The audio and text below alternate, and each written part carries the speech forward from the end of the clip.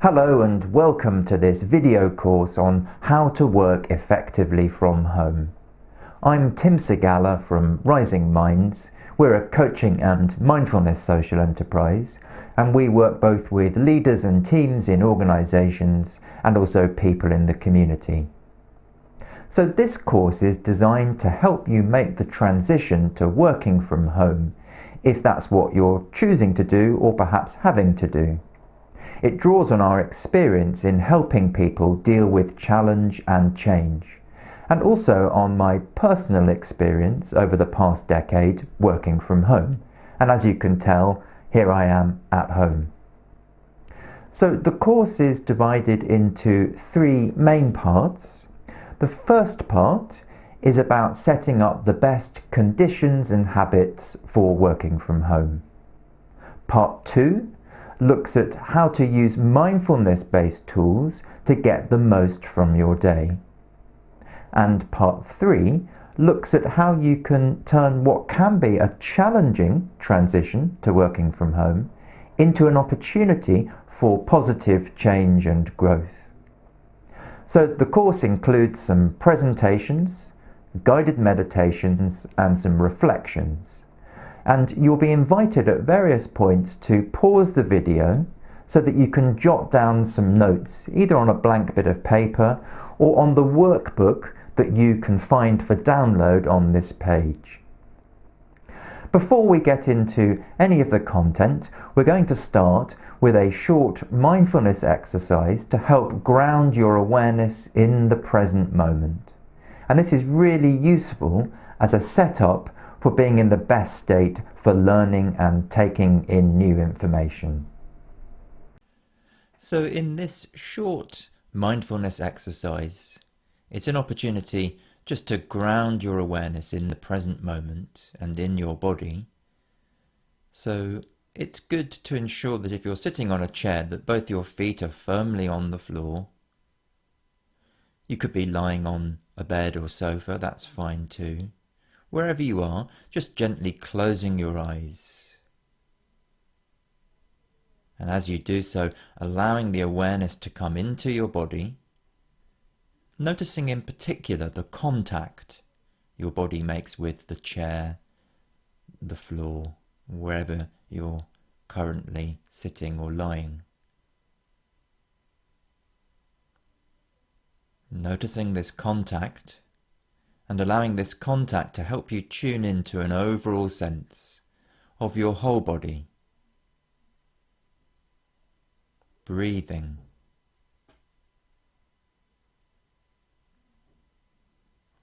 And to ensure that the whole body is included in your awareness, we'll just briefly scan the body, starting by noticing your legs and feet.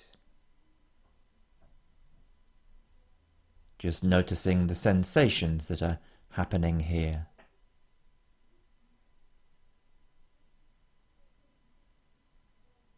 If your mind wanders, that's fine. Just gently coming back to noticing these sensations as we move from the legs and into the arms and hands. Noticing sensations here.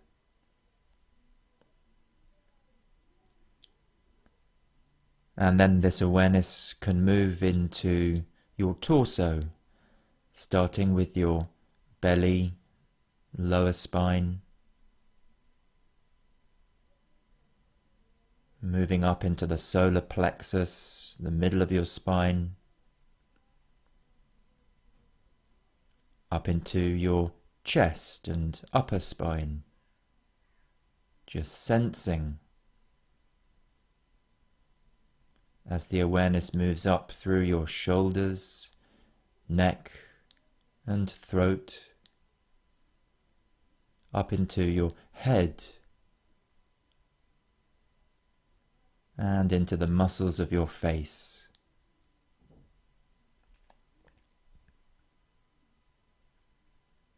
And having scanned the whole body, becoming aware of your whole body. Breathing. Seeing if you can focus your awareness onto the sensations of breathing for a few cycles of the breath.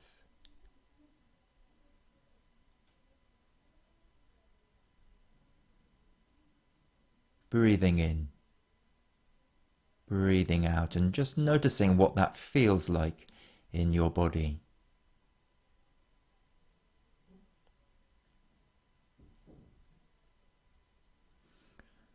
And having spent these few moments cultivating this grounding awareness, just taking a moment to allow the effects of this to be absorbed, so you don't even need to try to be aware of anything in particular, just allowing yourself to be.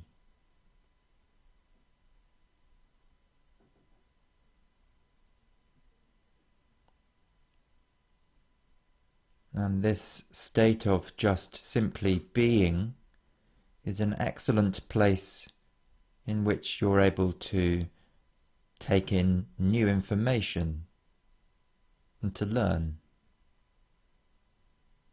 And so with that in mind, inviting you, when you're ready, to gently bring yourself out of this exercise, opening your eyes, and then we'll move into the first part of this course, which is going to be about exploring the best conditions and habits for you for working from home.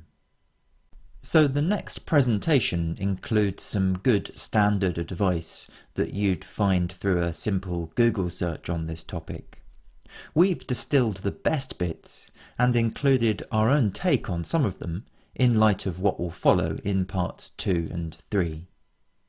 So firstly, set up your working space. Ideally have a dedicated space that means you're sitting at a desk or table. It's good also if you can sometimes stand for a while. Don't work for long periods with your laptop on your lap or in bed. It's not good for your body or brain. It's good also, if possible, to have your working space separated from the parts of your living space where you enjoy non-working pursuits. If that's not possible, then it's good to clear away your working stuff when you finish for the day so that you can step out of working mode. Treat this like a real job. So get up and get dressed. It can make a real difference to how you feel and to your productivity. On the whole, keep regular working hours, though you can enjoy the extra time saved from not commuting to enjoy other things too. In other words, don't end up working longer hours. It's not worth it, and there's more on this in the next sections. If you're sharing your space with others, it's really helpful to discuss and agree with each other how that's going to work best for you, in terms of how you use the space, when you'd like not to be disturbed, and when you're going to spend some time together. You may need some give and take, and some sensitive negotiation. We'll come back to this in part 3.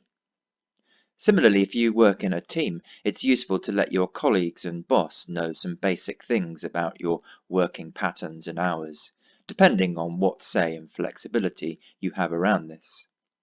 The same goes for communication with clients and customers. Err on the side of too much information. Take proper breaks. Take a proper lunch break and take some other smaller regular breaks. Make sure you stay connected to others, particularly if there are going to be longer periods of solitude. Reach out for connection on the phone and Zoom or Skype as much as you feel you need. Use these methods as much as possible rather than relying too much on emails and texts. Get out of the house. If you can, take regular little walks around the block. Take care of your body. Eat regular meals and eat well. Get some good exercise. And obviously moderate this advice depending on your current state of health and your body's limitations. You can do great exercise indoors if you need to by following excellent aerobic routines on YouTube. Manage distractions. So whilst it's good to take breaks and do some different things to break up your day, make sure you're not getting too distracted. In particular, be vigilant around social media and rolling news. It's dangerously addictive and can be draining. Of course, stay plugged in, but don't burn out through it. If necessary, even block access to certain accounts. There is the concept of positive distraction, and we'll come back to this later. Plan and structure your time and tasks. This is perhaps even more important than when you're in an office, due to the challenges of more potential distractions. And we'll come back to this in part 2. It's really important to state that all of the points above are just generalizations. What works for you may be subtly or even dramatically different. As you'll come to see in parts 2 and 3, if you can use this time as an opportunity to really get to know yourself, then you may find that some of the advice or rules above don't actually work for you, or they may work differently on different occasions. Maybe it will turn out that after all, you really thrive working in your pajamas with heavy metal blasting in the background and having little or zero contact with anyone. In all seriousness, find out what works for you and do that. Now we invite you to pause the video, reflect for a few moments on what the best working conditions are for you, and jot down some notes on page 3 of your workbook or on some blank paper. Or you can do this at a later stage if you want, and continue the video for now. So we've come to the end of part 1 of this course. In part 2, we're going to look at how to work with the grain of your brain. This is going to be about exploring ways to approach your working day with greater clarity and wisdom. So having found out and put into practice your best conditions and habits for working from home, it's worth exploring how you can get the most from your working day. So we're going to look at how you can be most productive and effective based on how the brain works and how you can use mindfulness-based approaches to get the most from it. What follows is taken from some of our longer courses on resilience in the workplace and leadership development. We've picked and summarised the best bits and made them relevant to our context here of making the transition to working from home. So our starting point here is this basic context, which you hardly need us to tell you. Life can be difficult. Life at work can be difficult. And making the transition to working from home can be challenging. At work, there are so many demands on our attention, an expectation to get more done more quickly with fewer resources. So you have a choice how to respond to these inevitable challenges, or at least you have more of a choice than you might think. And we're going to look at that in relation to a certain aspect of how the brain works. So we can say that the brain, broadly speaking, has two main modes: autopilot and intentional.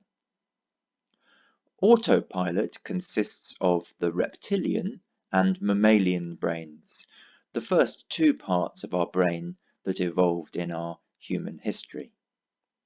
Reptilian brain takes care of basic bodily functions like breathing and heart rate. Mammalian brain deals with vital emotions and safety. Taken together, they both keep us alive and safe. They're highly useful in carrying out all our routine activities without us having to think about them, like getting dressed, walking, talking, and so on. However, autopilot mode isn't so useful when it comes to solving complex tasks, including and especially those that involve complex and difficult emotions. Yet we use autopilot so often that sometimes we get stuck here and forget that we have another mode of our mind, intentional mode, located in our neocortex or human brain.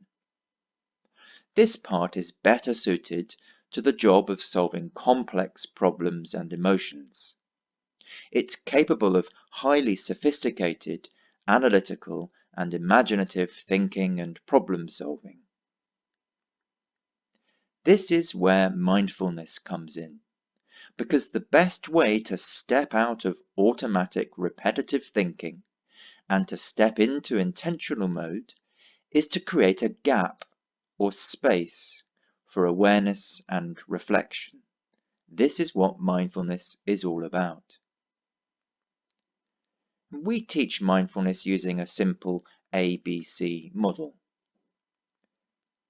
The A stands for awareness. This is about paying attention in the present moment to your experience in your mind, body, and environment. This paves the way for the B of our ABC model, being with experience. This is about allowing two aspects of our experience to arise and pass without getting over-involved with them.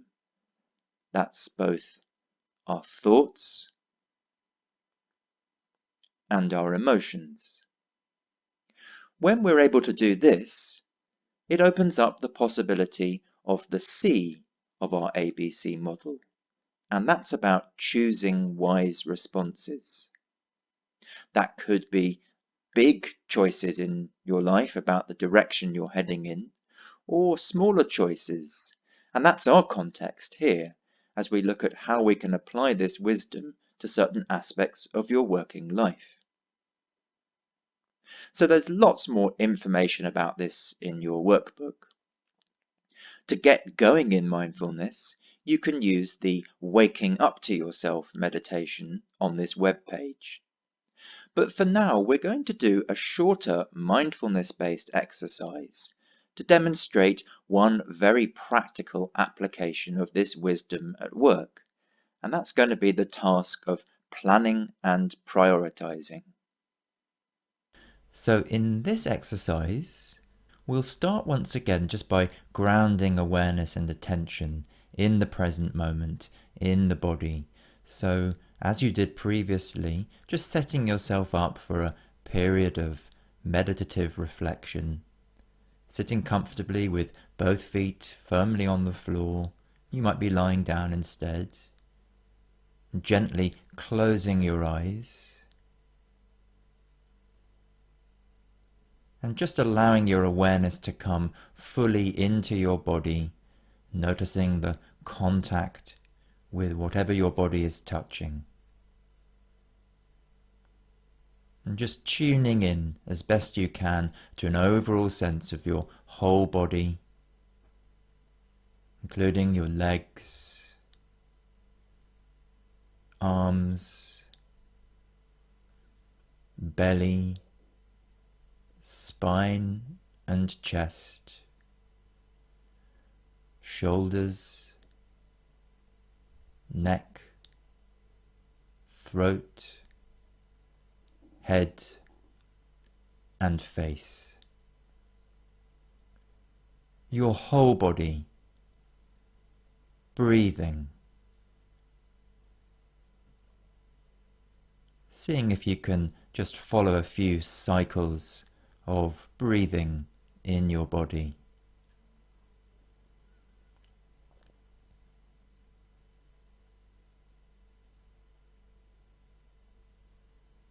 And having spent these few minutes cultivating this awareness, just allowing as best you can a sense of space. Space inside your body, space around you. Space in which you can reflect.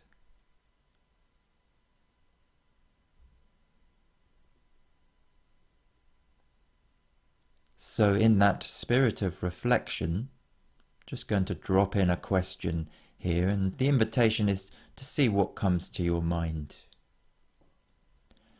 So as you think about your work activities, what might be lying ahead of you, your current priorities, just starting by asking yourself, what tasks and activities need my attention?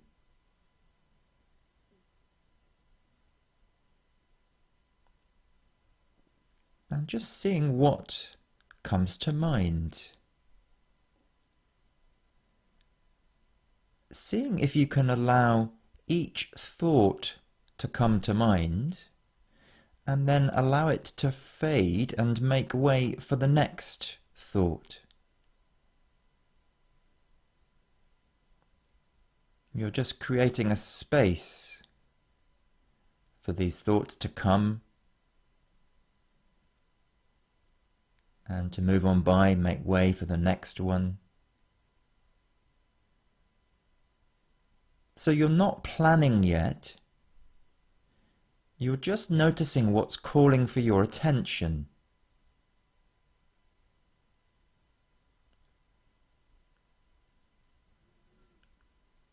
As various things come to your mind, also noticing the feelings, emotions and the sensations in your body.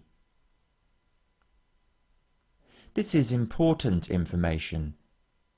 It tells you about your energy, motivation, concerns, and this can help you choose where to direct your attention. For a moment longer, just continuing to allow thoughts, feelings, sensations to come to mind as you reflect on the tasks and activities that need your attention.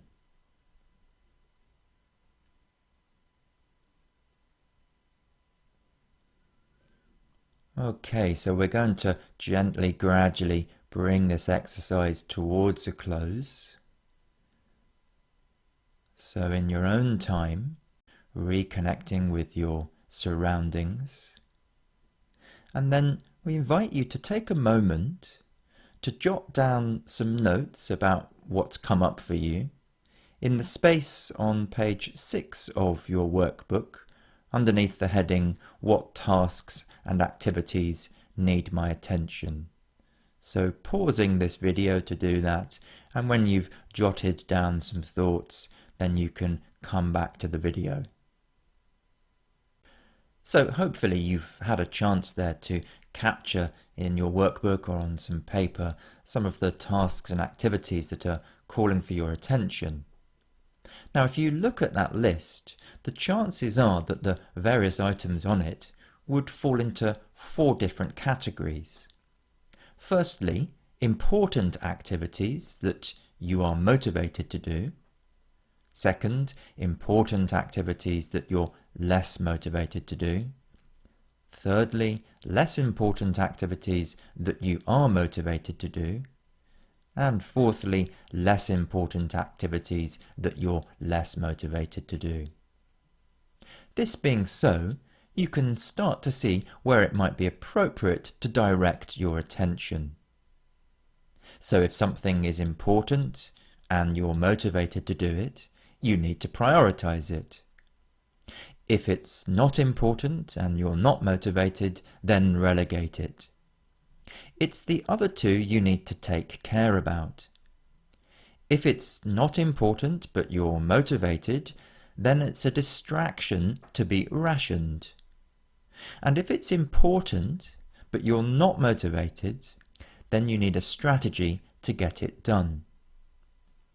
And this is just one of several ways that one can use the wisdom of mindfulness to help you in your working life. There's more on this in your workbook, including on things like pacing and where you place your attention, different kinds of activities requiring different kind of attention. But for now, we're coming to the end of part 2 of this course, so when you're ready you can just allow the video to go on to part 3.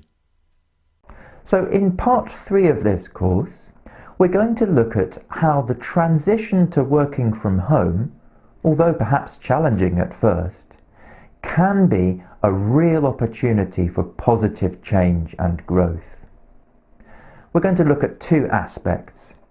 Firstly, developing healthy relationships both with other people and yourself. And secondly, cultivating or rediscovering interests, pursuits and hobbies that really sustain you in the long term. And this can be seen as part of a wider process of really getting to know yourself.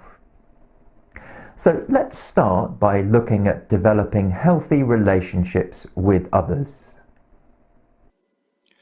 So if you're working from home or remotely, then you may be sharing your space with other people. Of course, this happens in an office or other workplace, but it can be very different when it's with family, friends or housemates. It can be great, but also it may be challenging, and so it calls for communication and negotiation, as we touched on in part 1. You'll probably have all sorts of useful strategies and methods of managing your relationships with those you live with, so of course just keep using those. We'd like to offer one simple model you may find invaluable. It's called non-violent communication, or NVC. It's an approach to communication and relationships that honors fully both oneself and other people. It's based on a fundamental principle that all humans have the same universal needs. Everything we do and say is our best attempt in that moment to meet a need, either in ourselves or in others. Now, sometimes how we communicate doesn't exactly work.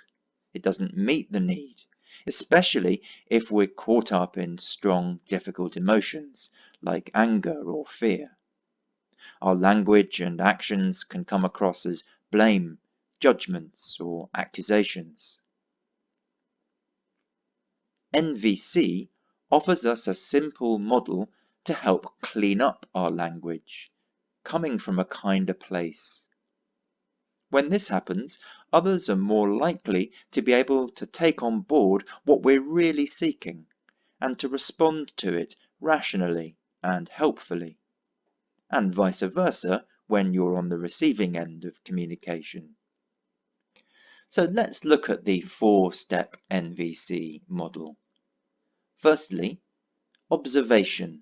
This is about describing how you see the situation without evaluating the other people involved as good or bad. Next, feelings. This is about saying what you feel in relation to that situation. Thirdly, needs. This is about stating your needs in relation to the feelings you have. And fourthly, requests. This is about saying what you would specifically like the other people involved to do in order to meet your needs, if that's possible. To take a simple example, step 1, observation.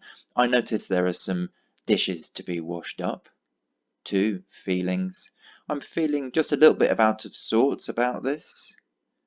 3, needs, and that's because in order to work well, I really need to have a sense of space and order. 4, requests.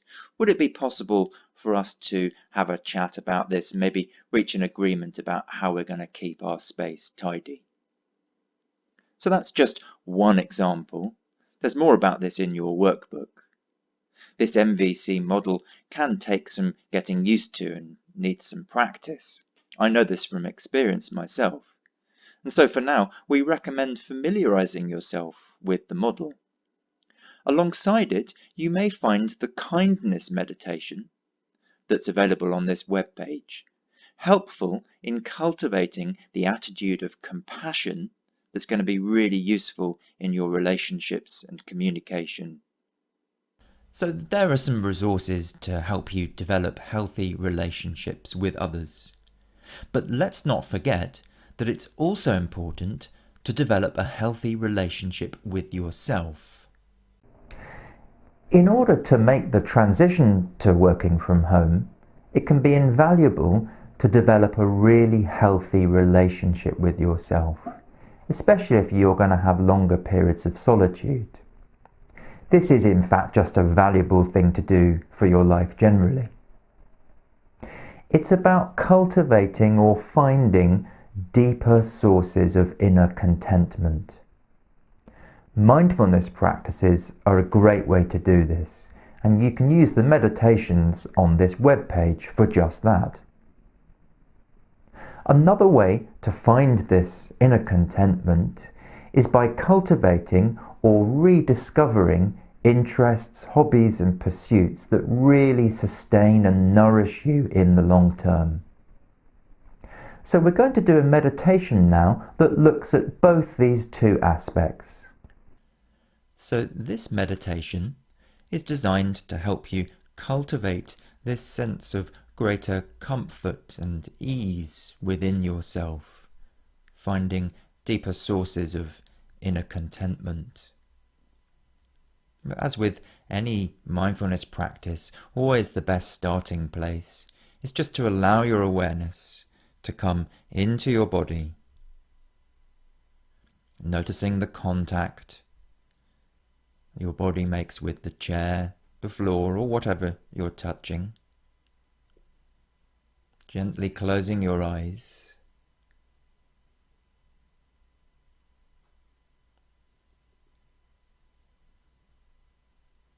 Noticing general sense of your body and breathing.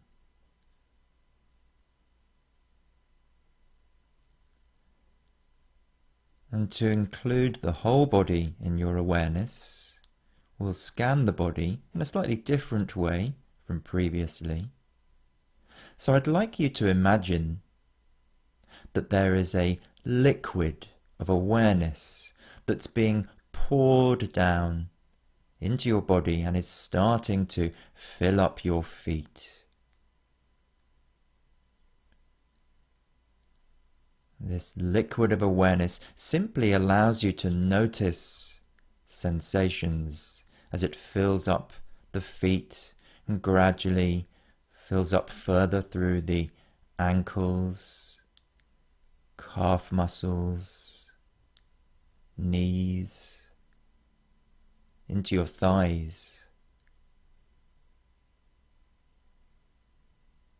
And it gradually fills up further into your pelvis, hips, up into the belly, lower back. Filling your body, this liquid of awareness, up into your solar plexus, middle of your spine, up further into your chest, upper spine, into the shoulders, and then this liquid just naturally starts to flow down your arms, all the way down into the hands. And this liquid, having filled the legs and the torso and arms, then fills up further into your throat, neck, head, and face. And now that your whole body has been filled with this awareness, just noticing your whole body, breathing. As far as you can, just seeing if you can get really interested in the sensations of breathing in your body.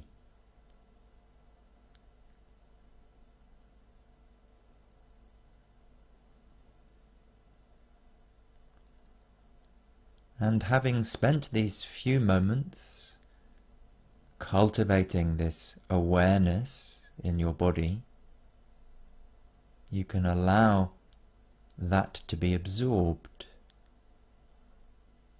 And for a moment now, you don't even need to try to be aware of anything.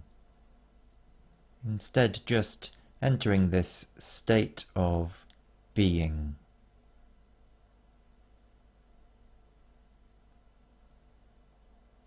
Allowing space for your being. And in this space of being, you can allow thoughts, emotions, sensations to come into your awareness and to pass on by without getting involved in any of them.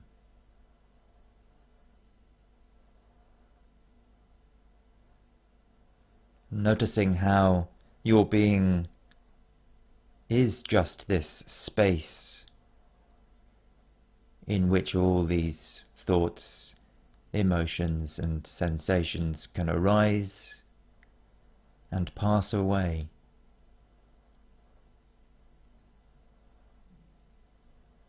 You are the space in which it all happens.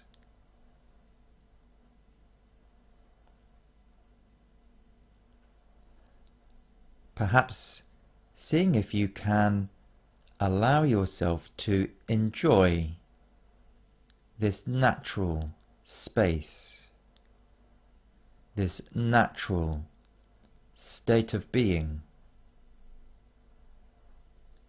in which there is nothing to be fixed, nothing to change,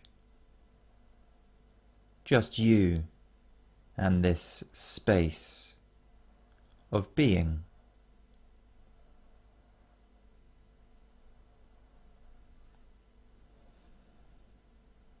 Breathing into and expanding this space.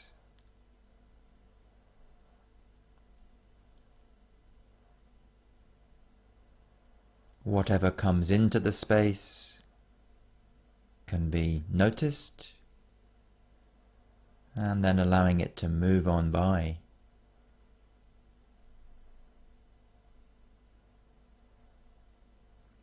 So this space of being is a great place from which to reflect. And so at this point of this course, as we look at how one can cultivate the most healthy relationship with yourself, as we have done in this meditation, cultivating deeper sources of inner contentment through your natural state of being, I'm just going to lead you through a short reflection in relation to how you spend your time. So just invite you to think about the things that are already in your life that you do that really sustain you and nourish you.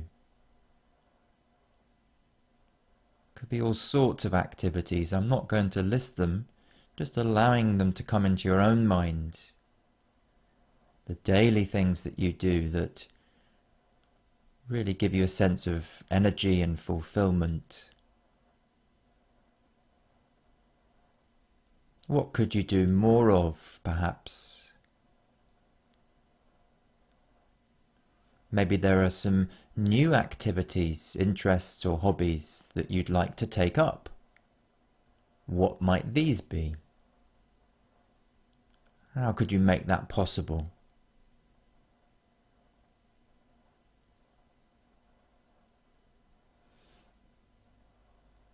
And also, maybe just asking yourself as you think about your daily life, which activities tend to deplete you or use up your energy, feeling less satisfied as a result of doing them. Maybe just allowing these to come to mind. activities that perhaps you'd like to find a way to let go of, or at least do less of, perhaps.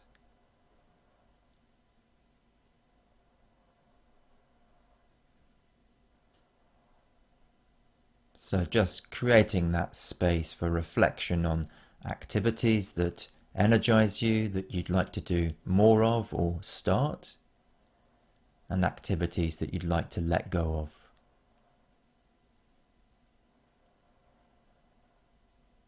Okay, so we're going to now gently bring this meditation and reflection towards a close. So in your own time, gently bringing yourself out of this, opening your eyes.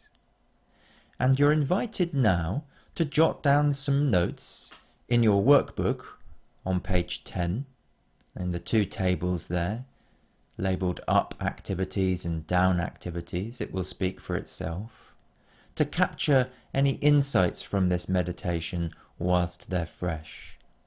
So you can pause the video and come back to it when you're ready.